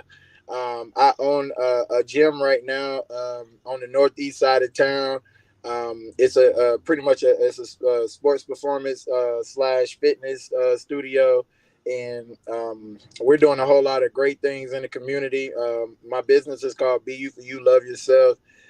It's basically a mental health business that I have also the physical part of it, but it's basically mental, emotional, spiritual, then fitness with me and everything, just trying to bring awareness to mental health. Can you explain more about that, Syvelle? Because when I hear mental health, it seems so broad to me. Obviously, I think everybody is for everyone else being more mentally healthy, but what does that kind of mean to you, and what specific things can you do for people who are looking for some help out there? Well, I went through a lot of different changes in my life after my my football playing days, and it was very hard, and I went through a lot of depression, dealt with a lot of anxiety, depression, and for an athlete or someone like myself who had a whole lot of success, it was kind of scary to think that I was dealing with mental health issues and things like that. So for what I do as far as my business, to go out and do public speaking, to let those know, let those who are struggling know that there is help, that it's okay to get help. And with my business, what we do, we have a mission to go out and into the community and provide different opportunities for people who are seeking. We try to help them get the help that they need in any way we can. And that helps, though. I'm sorry if this comes off as a ridiculous, like elementary question or just ignorant question, but what is the first step? Like you go in and you're there to listen. Is that Yeah, really the yeah. first step? Yeah, it's really the first step. I mean, like how can you deal with the problem if you don't know that there is a problem? So you have to you always have to discover the problem before you can try to fix a problem. And with especially with mental health, a lot of times, especially with anxiety and depression, people try to do everything they can to hide it, to hide that they're dealing with something. So to have someone, someone like myself, I'm never played a down of NFL football, but to a lot of, Gamecock fans and things like that. And I kind of stood out. So to just publicly say, hey, I dealt with these issues. I'm human. To know, my two teammates, Kenny McKinley and OJ Murdoch, some of the, the things that we know about their story, that they deal with, wishing that they could have got the help also, so it's kind of like it's a perfect opportunity for someone like myself. I see Hayden Hurst doing the same thing. I see we had a great guy in Ryan Helinski who came in and did the same thing. So what they do in their organizations and everything is the same exact thing that I'm doing, except I'm just building this on my own. I haven't had the resources that those guys have been blessed to have, but we're getting to that space, and that's what I'm trying to get the facility done right now so we can offer, just as much as those guys offer. Good for you, man, to try to help others out and make the world a better place is what Oh I'm yeah. hearing. If people want to get behind you and support what you're doing, is there the easiest way? What's the easiest way to reach out to you and to make that happen? Well, right now, everything we just been doing most things like through social media page. On Instagram, you can contact us at just BU4U, or you can just contact me personally if you want to, sit down with me and kind of I'll come and explain the mission. I have been blessed to have a few people, especially Gamecock fans, that have reached out, and those guys have owned businesses and kind of enjoyed what the mission stood for, and they've been very helpful to help try to get this facility done. So if anyone want to help in what we're doing, they can just reach out to me personally, and we can meet up and do anything that they want to do. Syvelle Newton on Twitter and Instagram, and relatively a unique name, so not too hard to find there. You see it spelled out on the screen here on the live video stream, and if you're listening, it's Syvelle. Oh yeah. Syvelle, one thing, I'm a few years older than you, but I feel like we're from a certain generation where now you mentioned the 20-ish years since you've played, and I think it's just human nature to get to a point.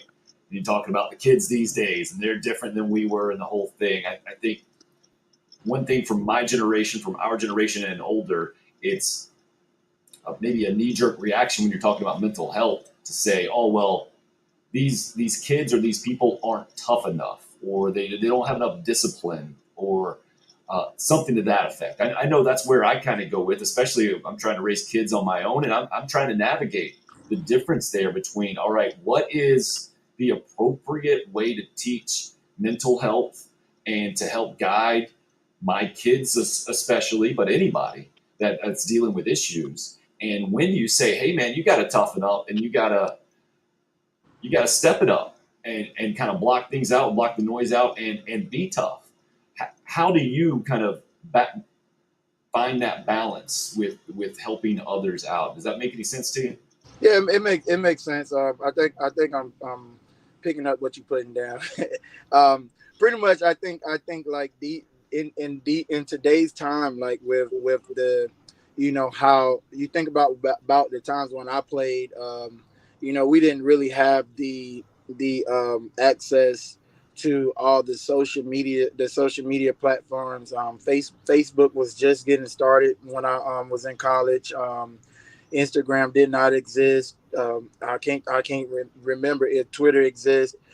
So it never was about how many followers you have. It never was about let me post every school that I would have spent hours and hours and hours posting how many offers I had in high school. But like we didn't have those type of things to where we lived in such a world of comparing ourselves to other people's accolades.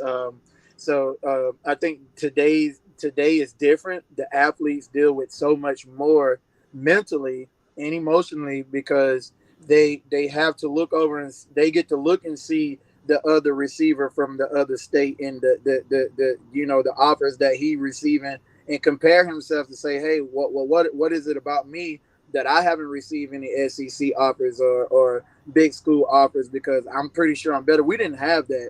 Like we knew who Demetrius Summers was, but we didn't know who Reggie Bush was, even though he was, in the line. But these days, these kids get to say, okay, well, here's the number one wide receiver here, the number two, and they get to compare themselves. So they deal. So you have to coach them differently these days. You can't break clipboards over their heads anymore. You can't kick them out of practice, tell them, turn your stuff in, and you just have to nurture them more.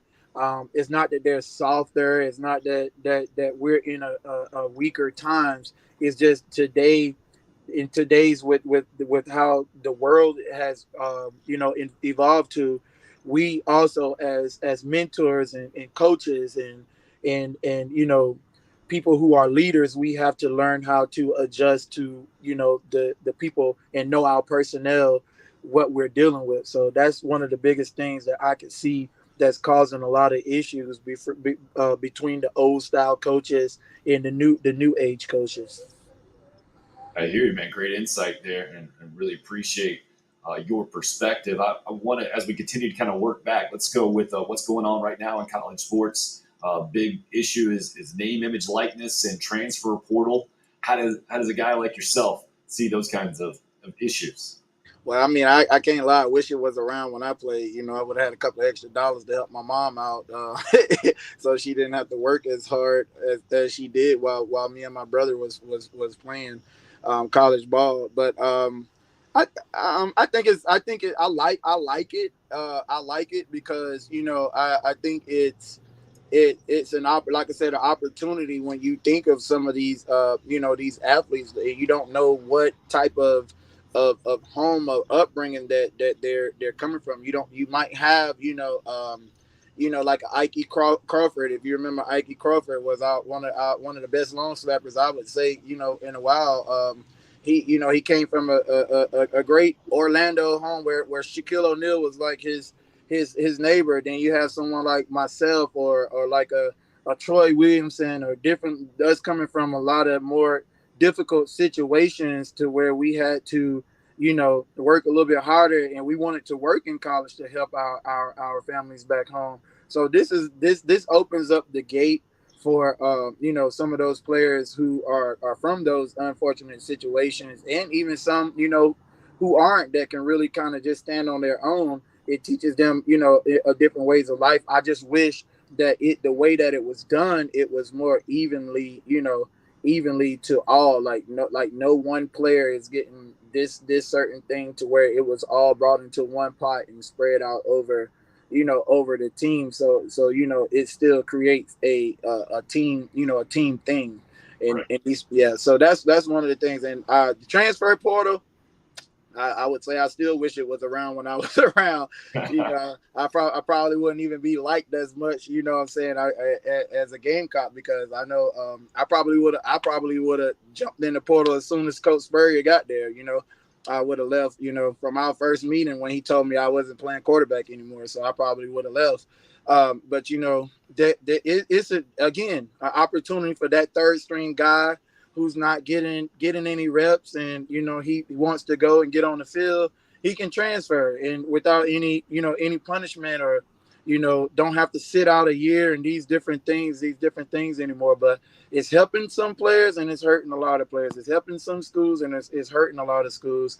So it is what it is at this point. Yeah, it's making college athletics across the board just different in a lot of ways. And I know from a fan perspective, it can make it more difficult to keep up with your team and to feel the loyalty. I think a lot of fans feel like they get dumped a a lot, Syvelle. You know that Yeah. you were steady with a guy and he picked you, and Yeah. you're so pretty, and then all of a sudden they dump you and they head somewhere else, and fans get jaded. But I think by and large, fans are always going to be that way to some degree.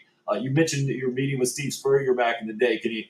Can you take us back to that spot, the transition between Holtz and Spurrier? And man, this came right after the brawl and the whole thing. I see the big smile on your face.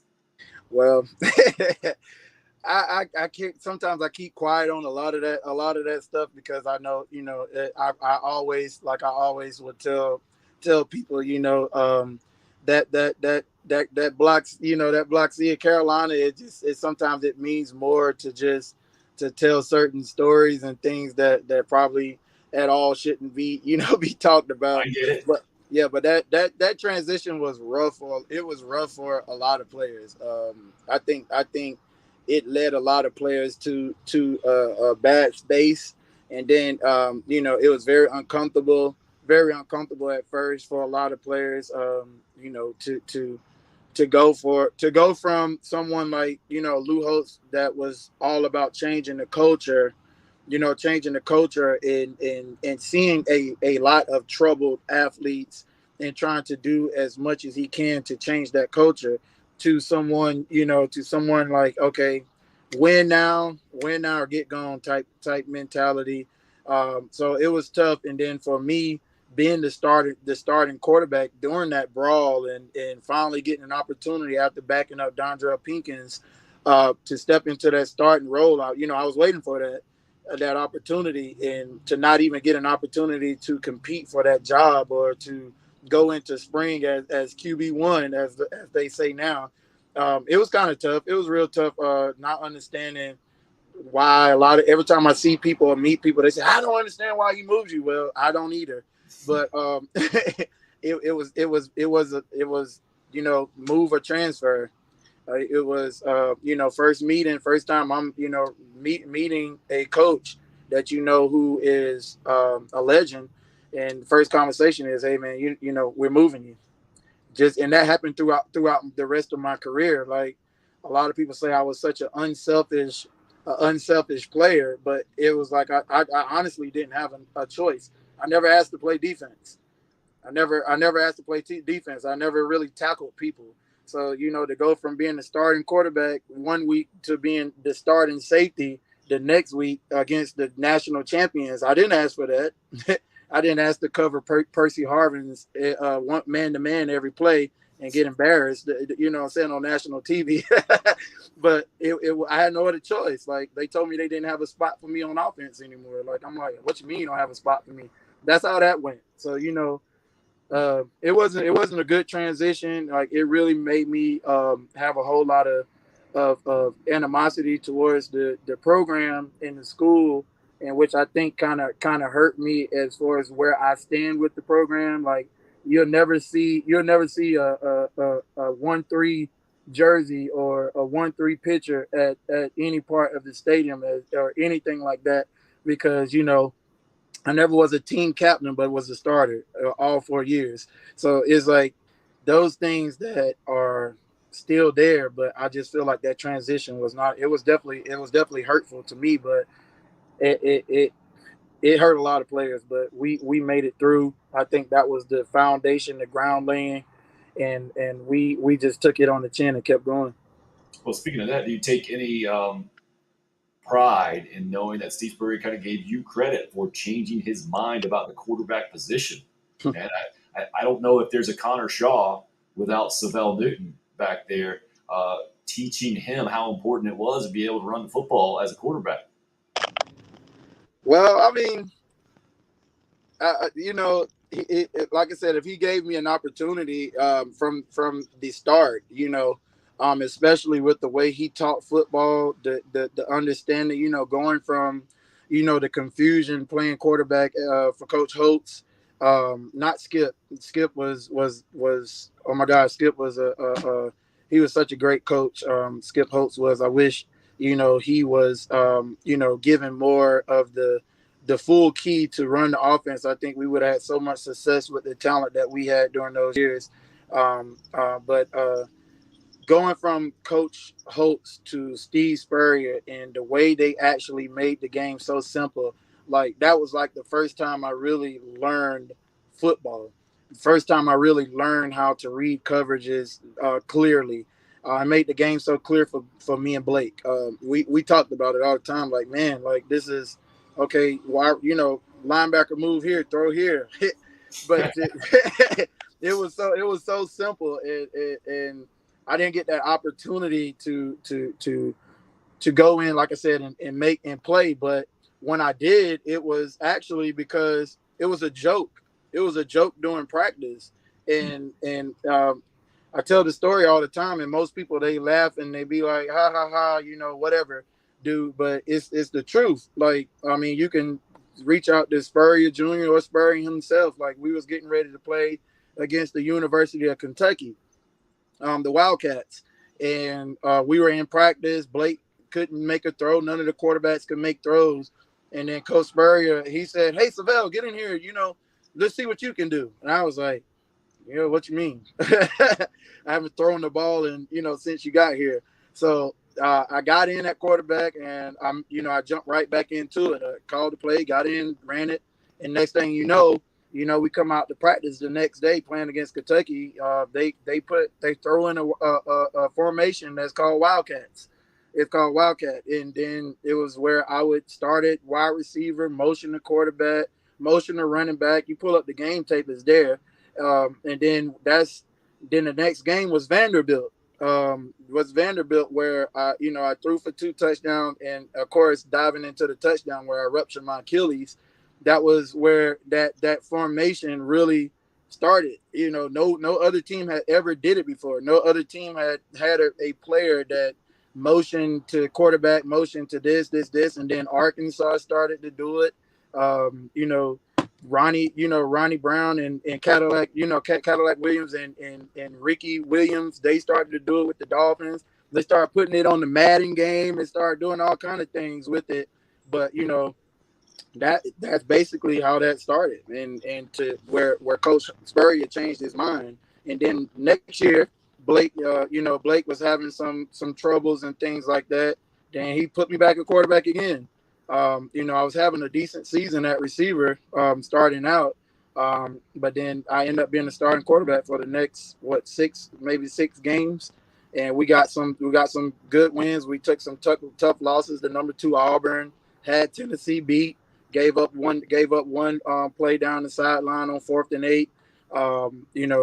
So I had some good plays, good time at quarterback, and he can give me credit to say, but Connor Shaw was actually Connor Shaw. He was great at what Connor Shaw did. We both ran the ball, but Connor Shaw was Connor Shaw. Steven Garcia was Steven Garcia. Those guys were blessed to do a whole lot of things that they did, and I may have opened his eyes, but we still turned down Cam Newton. Jan wanted to weigh in. This was the last year of the Lou Holtz era there. Can you talk about how satisfying it was to beat Alabama in Tuscaloosa? I believe you had a couple of rushing touchdowns in that game as well. You remember that one specifically? Yeah, man, I do remember that game. That was a scary game. I was very scared. I can't even lie. Like it was to see how big Alabama was. Even during that time, I think that was during the transition.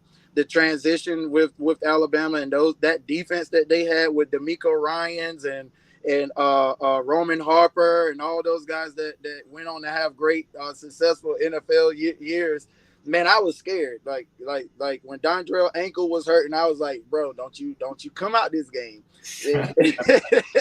So when they put me in, I think I got in, and I can remember throwing it. I remember it. I threw an interception, and Fred Bennett, one of my teammates, he ran over and he said, "I'm gonna get you the ball back." And I was like, "Yeah, right."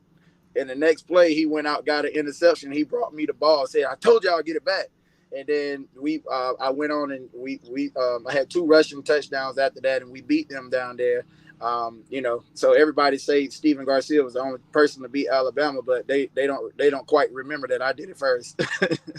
Nice work. I think it was Alabama playing like 3 quarterbacks that day. They had a baseball guy, I think, starting for him and the whole thing. And I remember, Fred Bennett was a great guy to talk to from a media nerd perspective, and went on to the Canadian Football League, a little bit in the NFL as well. Yeah, he was a good guy. Player. Wanted to know what else, Syvelle, kind of sticks out to you from your playing career. So many different memories and so doing it at so many different places as well. What sticks out to you? And what do you want Gamecock fans to know that you kind of remember most from those days? Just more for me, man. It was more. A lot of people remember, all the different like sacrifices and things that I did for the program, and the biggest thing for me is like when that bus left after the games, and all the players was rushing to get to their cars to go out and do all the things like that.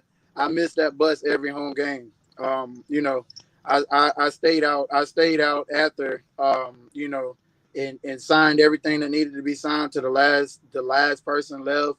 And I see now, a lot of people, with this, like also, like you said, with the name and likeness thing, I just hope that the players would know that, there were players who were stars who also sat and made sure all the kids were taken care of, and without worrying about getting paid for it. It was like those things that I remember. I mean, I hate to say it this way. I took one on the chin for the school. I took one on the chin for the school when the school, had us locked up for nothing. A lot of people don't remember that. I never made comments about it. I never was upset about it. I let it go. And but there are some players that have made tremendous sacrifices that have never, really just took the program and threw it under the bus to get ran over. And I'm one of those guys. I'm very truthful in the things that I say, and sometimes it gets a little misunderstood, because fans are going to be fans, and people who understand the sport are going to talk sports, and I'm a sports talks person. So I'm going to say what sports said and not what a fan would say. So, but I just want the fans to know that I am a diehard Carolina fan, but I'm also going to always speak the truth, and I'm always going to say what's on my mind. Speaking of that, I think I owe you a personal apology. I believe it was the 2015 season. Connor Mitch was slated to be the starting quarterback, and I think you were on record before he even started saying that, I don't see it, basically, I think is what you were saying. I don't think he's going to be the guy for Carolina. Do I have those facts correct? Yeah, you got. Well, I mean, I just know football, man. I know talent, man. That's why I always wanted to be on the staff. I never, Coach Spurrier Jr. Like, they told me, before they left, that coaching staff left, they told me to be patient. That was when they were starting to develop the analyst positions and things like that, because I spent a whole pretty much almost a whole season as an undergraduate GA. A lot of people don't remember, but and I worked with the receivers that those year, and we had so many of them went to the NFL. Bruce Ellington, KJ Brandt, Demir Bird, and that was the staff that I personally worked with. But yeah, when I look at talent, and I saw what I saw for Connor Mitch, and I just was like, no, he's not the one. And I know the environment of playing in the SEC schools and playing in those stadiums. I can tell just by watching a kid in practice whether they're going to pan out, what they're going to do, or if they're going to be good, and things like that. So when I made that comment, I was on Watch Fox with Corey Miller, and which has also always been a guy that's going to always speak sports and not fan talk. But I made the comment just accurately knowing that he wasn't Carolina's quarterback. I knew that Tommy Beecher wasn't Carolina's quarterback. I knew that there was more talent. A lot of people laughed at me when I said Perry Orr should be the starter. But, I knew I saw his talent. And I thought he would give us a better chance to win some games during that time, which We didn't win a whole lot of games, but he gave us a better opportunity to win. It's just all about knowing talent. I'm always gonna speak. I probably got some fans mad at me now because I said something about Coastal Carolina having the best quarterback in the state, which I wholeheartedly believe that. Well, it's one of the reasons why I wanted to have you on today, is because I respect how you speak the truth that way. And again, let me personally apologize for it's all good, man. We all have opinions. because I came out and I said, how can anybody know, right? How can you know when you hadn't played a game yet? Well, you knew. You can know. Right. I think the mindset was, well, they're gamers, right? And they're practice players and the whole thing. But there's also a level you got to be at before you can even get the chance to be a gamer, right? And you had seen what you needed to see and already made your determination. Clearly, it turned out to be correct. Unfortunately, really, from the Gamecock perspective, can you talk a little bit more about that, the fan talk versus the sports talk? Because college football wouldn't be what it is without fans. We all know that, right? I mean, that's where all this money comes from. You mentioned staying after and signing autographs, and clearly you appreciate fans. I think you're a people guy and enjoy the interaction. And I'm sure when I asked you what stood out about your career, that's what you mentioned, right? Yes, sir. But also it comes with there is the negative side of the fan talk and the fan whole thing. I guess, where is it in your mind, like, how you're moving forward, being, like you said, a diehard Carolina fan, but just the way that you do it?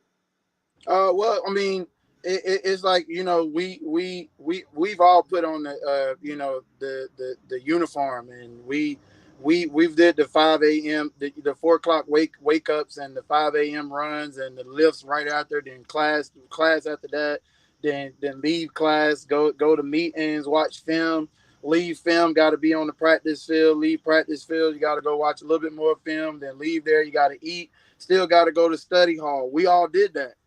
A lot of fans don't understand like what it takes to be an athlete or to be a college athlete, And so that even there creates an issue of saying like we're handed everything. We're so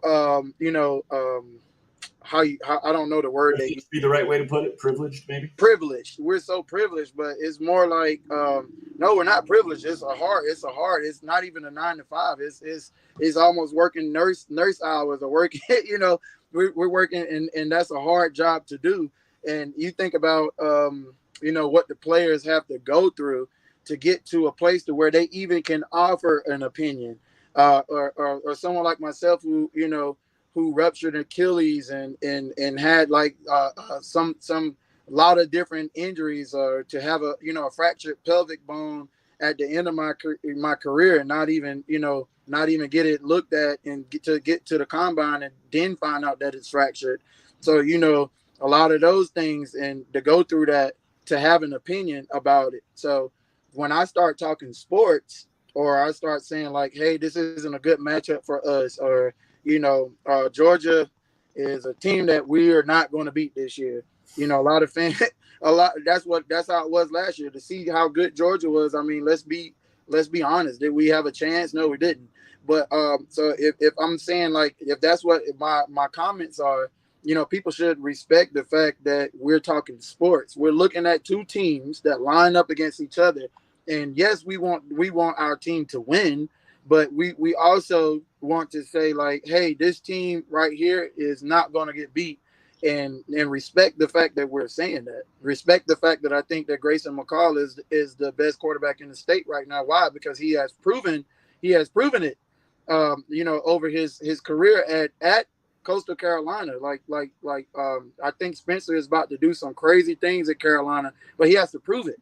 He has to show me. He has to show me before I just throw him in front of Grayson right now. I'm not doing that.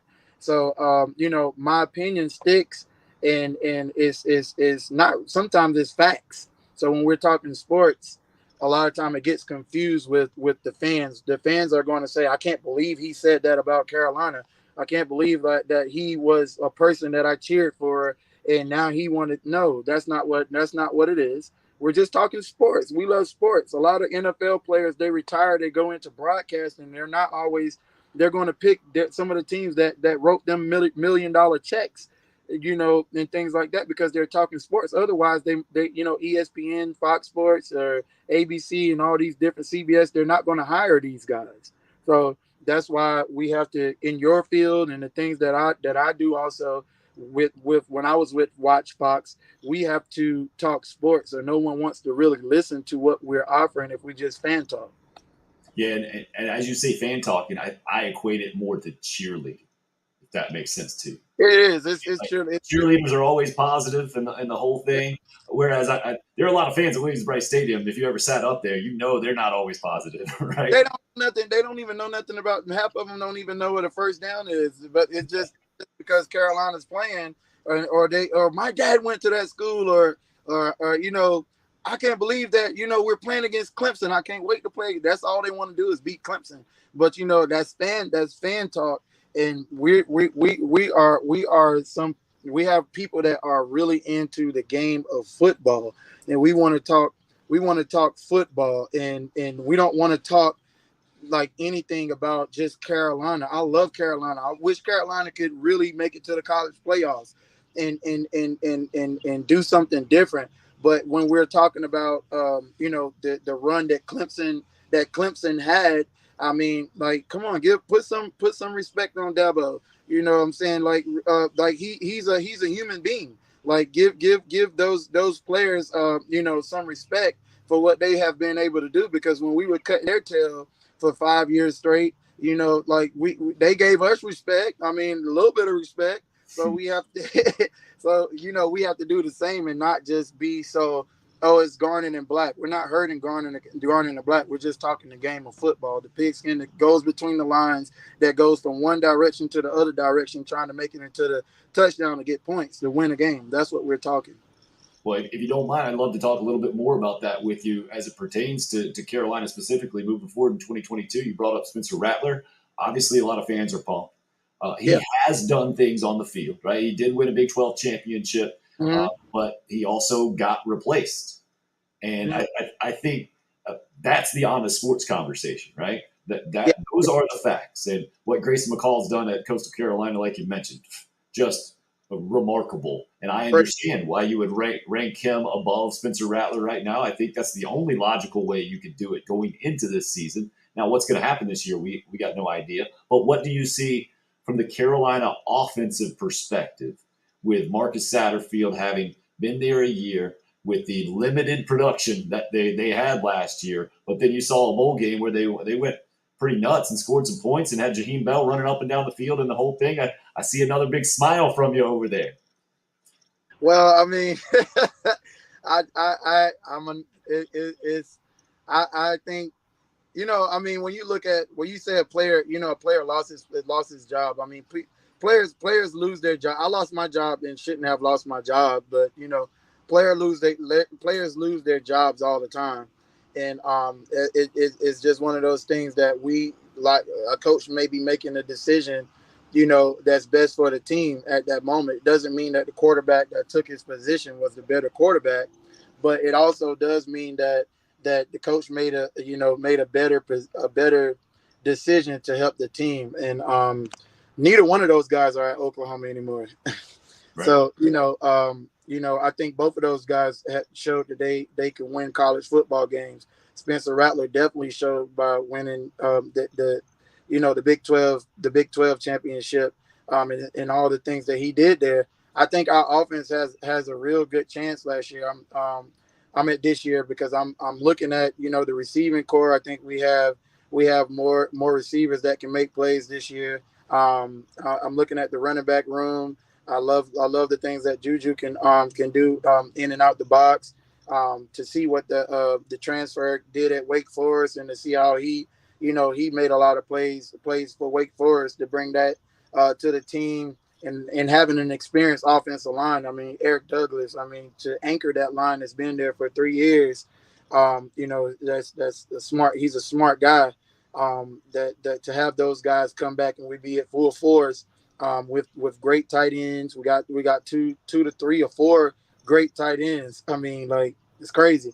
So I think we got the firepower to make some noise this year, and I think we are going to make some noise. I think that we have to be careful with some of the teams that we are going to face. I mean, like our first game. I mean, Georgia State. I mean, we can't overlook those guys. I mean, it's going to be, it's still SEC football. I saw Spencer make a comment like, you know, he thinks that it's going to be like easier than the Big 12, but buddy, I tell you what, it's definitely not. I promise you it's not, because every team reloaded. I mean, Florida reloaded. Even Vanderbilt has made some adjustments. We struggled with those guys last year, and they've added on some talent. We struggled with Kentucky over the past years. I mean, Tennessee, we've been here and there with those guys, and to know that we got to still have to play Missouri. We don't know what they're going to offer each and every year. Georgia, we already know they are who they are. So we can't really say like we're going to be that team that team this year. We just don't know. Right now, we don't know. I've seen 5.5 is the bold prediction as far as games we're going to win, which is, it could be accurate. Do I agree? Do I love what we do on offense? No, I didn't like it last year, but I'm pretty sure he probably made some adjustments this year with having a true starting quarterback going into the year. It's not a competition. Everybody knows who the starting quarterback is, and we all know what he can do. So hopefully Satterfield, have made some adjustments also, and he got another shot. So Beamer never going to doubt what he does. So he knows what Satterfield offers. So we're going to see what happens this year. Talking to G. Mangus, and you never crossed paths with him at Carolina, right? He came in after you. I did cross paths with him when you were coaching, right? Yeah, when I was doing my little GA thing, I crossed paths with him. He's another guy that's just brilliant mind, knows the game of football. He knows a lot. I wish he's a little too political for me right now, but but when it comes to football, I mean, that man, he's very brilliant. So. So what he was saying, I was talking to him the other day, Syvelle, and he was talking about what Carolina did last year, and he says he gives this advice to other people he consults with, is that you can't be a jack of all trades and a master of none. You got to master something. You got to major in something, I guess I should say.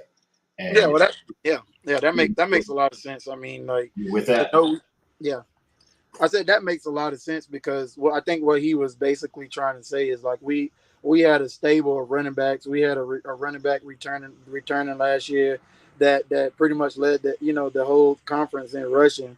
If that was something that we've kind of mastered, you got to keep mastering it. Like make that your go-to. You can't just pick and choose. Okay, this game we're gonna come out pass heavy. This game we're gonna come out run heavy. This game we're gonna throw screen draws, delays. This game we're gonna do a whole lot of RPOs. This game we're gonna go back to this. You got to really like go into it like as a coordinator, knowing what your strengths are, and say, okay, show me you can stop this before I pull something else out, and I'm prepared to pull something else out. And I think just last year we had zero identity as to what type of team we were. On offense, I didn't know, and I'm pretty sure everyone who knows the game of football had no idea what we were doing on offense. So I think that's why the offensive staff caught a lot of criticism, because of knowing, okay, like you can be a jack of all trades, but master what could be mastered. And last year, having the run game that we could have had, even with some of the injuries, like we should have ran the ball more than we ran the ball. I've heard that criticism of the Will Muschamp era as well. Whoever was running the offense, it was more reactionary than kind of proactive and go in and say we are going to do this, as opposed to, hey, it's going to be an RPO, so whatever the defense shows us, that's what we're going to do. And how Steve Spurrier's mindset was completely different. That he was going to go in there and do this, and you got to stop it. Yeah, Coach Spurrier was totally different, man. He, it's a difference between like. I don't know. Okay, I'm back. I think I'm back. Yeah. Am I back? Okay, so with Coach Spurrier, I mean, you're talking about a guy like who won a national championship. You're talking about a guy who was fortunate to coach like the offensive weapons that he had and the players. He was very, I would say, a little bit arrogant in things that he wanted to impose on any defense. Like, we knew going into every game, like, we knew what we were going to run. Like, it was not like a guess. Like, it wasn't like a confusion. Like, as a player, we were not confused at all. We knew exactly what we're doing. We knew, like, and he would stick with it. Just like we played Arkansas, my last game playing starting quarterback. We didn't know that they were going to blitz, like go cover zero and blitz the whole house the whole game. But he stuck with what he were doing, even though I came to the sideline saying, "Coach, they are bringing everybody. Like, let me check into 3-step drop. Let me get me out from under the center, put me in shotgun so I could do some of the things that I want to do." And I think with me doing that, that was the real reason why I got moved from offense, because I was challenging him. I was challenging him during that game, like saying, like, this is not going to work. You're getting me killed. Like, please let me throw 3-step drop. And then he put Blake in after halftime, and Blake, he went 3-step drop, and Blake looked like, All-American. And with the pass that, passes he threw to Sydney and touchdown passes. But it's a difference now. Like, you got these coaches now, they don't know what they want to run. They don't seem to know, like, okay, well, this isn't working. Let's pull this playbook out, or let's pull these plays out. So that's what type of thing. That's how we looked last year. We looked like we had no identity at all. Well, it reminds me, talking to Stuart Lake the other day, former assistant of Carolina baseball, about how baseball has gotten a bunch of extra data. And he said there's a lot more information, but less wisdom. And I think that's what I'm hearing from you when you're talking about, first of all, how Steve Spurrier and company broke down their offense, made it a little bit simpler for you guys to read, and then the confidence he had with a game plan going in. What you were talking about there, sometimes maybe that's a little too confident, and you don't adjust as quickly as you need to. But you got to have that confidence in that plan, and players feed off of that, right? I mean, if you don't have that, I think that can be a big psychological miss by a coaching staff going into a game, don't you? Yeah, I mean, because when you recruit, every quarterback on your team is different. Like, if you got one guy that only can drop back, you got this other guy, he's a rusher. Then you got this other guy, he kind of offers you a little bit of both, and you got this other guy, he just has talent but can't read the defenses. Or it's just like, I think more like now we're just recruiting like guys because they have stars, or we're recruiting them just because they were able to do have great high school careers, instead of recruiting what fits into our offense, or what it is. So now when you get to you got Ryan, you got Dottie, you got this quarterback. Dottie goes down. Now you got to put this quarterback in, and he can't do these certain things, and he can't run. He's not an RPO quarterback, and Alabama don't have those issues. They don't. It's either you can run our offense or you can't. Even looking at Clemson, they don't have those issues. Like, you run our offense or you can't. And I think when it comes to what we've been dealing with over the past few years, we've just been like dealing with like okay, this guy can't do this, so let's put this one in and try to rebuild something, instead of like sticking to what Spurrier would say. We're running Spurrier's offense. It's either you can get it or you can't get it. And I think that's kind of what we're dealing with, just a whole bunch of inconsistency and identity. So it's going to be interesting to see if Carolina can build that this year with Marcus Satterfield in year number 2 under Shane Beamer. I guess to get you out, Syvelle, and really appreciate all your time this morning. Final thoughts on year 1 under Shane Beamer, maybe how the program has changed from your perspective from the Will Muschamp era, and then how you see it going into 2022. Well, I mean, I I'm not around the program to know how it has changed. Just being honest. I've pretty much banned it myself from the facilities and things like that. I don't go around. I don't they don't invite me. Don't really invite me to a whole lot of things, and I just stay away. So But I can see that some of the players that played during the time that Beamer was there, those guys are very involved. And I think that's a great start to see guys like Shaq and Byron and Connor getting an opportunity, and Marcus had getting an opportunity. Those guys that were there during that time, even Hallman coming back, and it's great to see that. But I would love to see more interaction with players that were during the Outback days.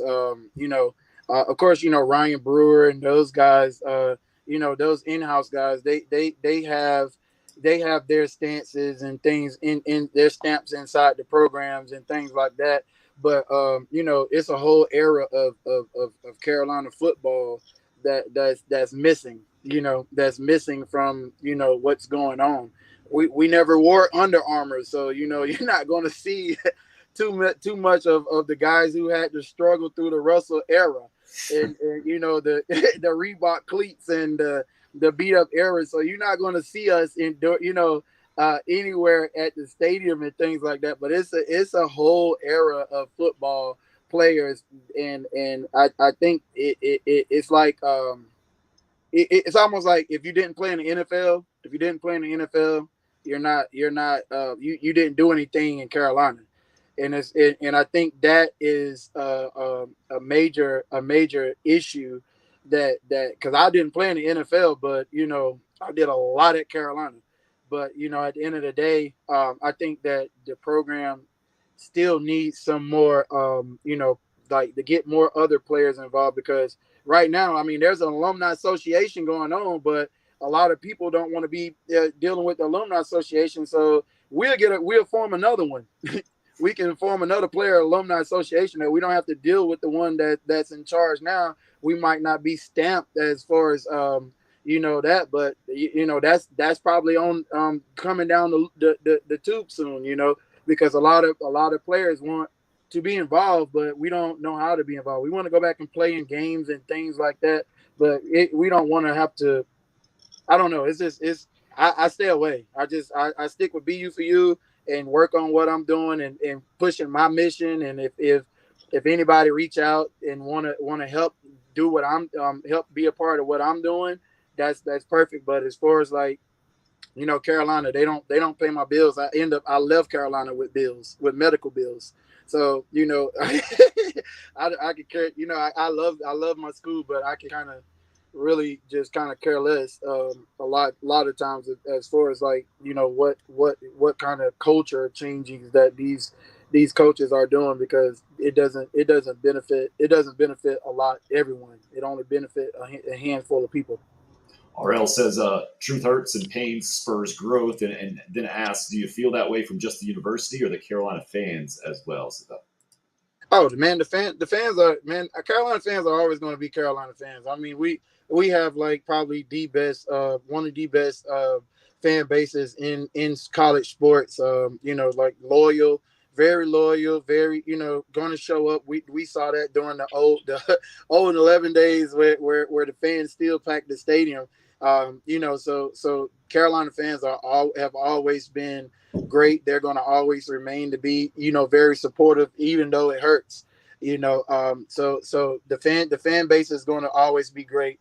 The university and how some of the things are done. I stopped, like I said, I stopped dealing with it. So I don't know where it stands right now. I hear some of the players that have been involved in some of their,